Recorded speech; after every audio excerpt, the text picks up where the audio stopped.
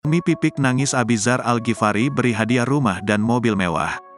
Umi Pipik mendapat kejutan ulang tahun berupa rumah baru dan mobil mewah dari sang putra, Abizar Al-Ghifari.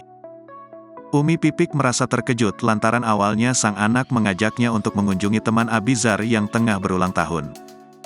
Namun sesampainya di lokasi, Umi Pipik justru dikejutkan dengan hadiah yang telah disiapkan Abizar.